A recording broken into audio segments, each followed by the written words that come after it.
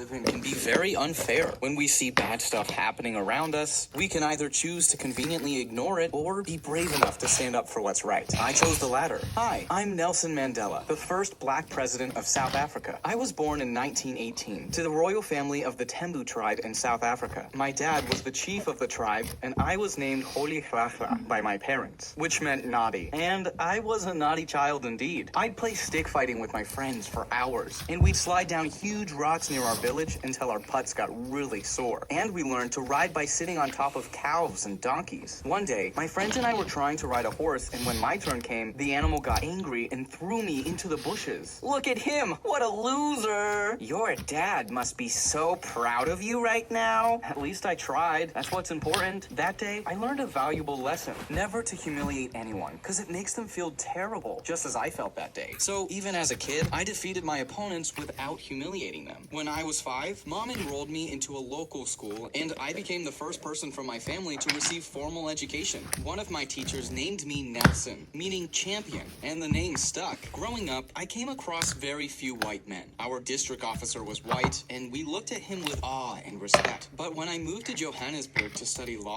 I noticed the vast difference in the way whites and blacks were treated in my country. This one time, I saw a woman standing next to her broken car, and I offered to help. Reluctantly, she agreed, and I fixed her car. Here, take this. No, thank you. I'm good. But you're black. Why did you fix my car if you didn't want the money? Because you're a woman, and you were stranded on a deserted road. After that incident, I kept witnessing day after day how poorly my people were being treated in their own country. Hey, you! Get up! Can't you see this seat is reserved for white men? But I have a ticket too. Then go sit on the floor. Soon, I learned this injustice wasn't limited to train rides. It was everywhere. The white people enjoyed better living facilities, schools, had high-paying jobs, while the blacks struggled with poverty and were discriminated against all the time. This toilet is reserved for the white. This is a white-only restaurant. Even when a white and black person did the same job, the latter was paid considerably less. And the worst part, we weren't even allowed to vote. This senseless discrimination called apartheid made my blood boil. And to end it, I joined the African National Congress. Our group strived to achieve equal rights for everyone, and our protests were mostly nonviolent. Soon, many people started supporting our movement, and the ruling authorities felt threatened. So, I was arrested along with my friends and sentenced to life imprisonment. I spent the next 28 years in jail, but I kept fighting my battle from the prison too, even when they put me in the most secluded one. Mr. Mandela, it is said you've been sending letters outside. Is it true? You can put me in the remotest part of the country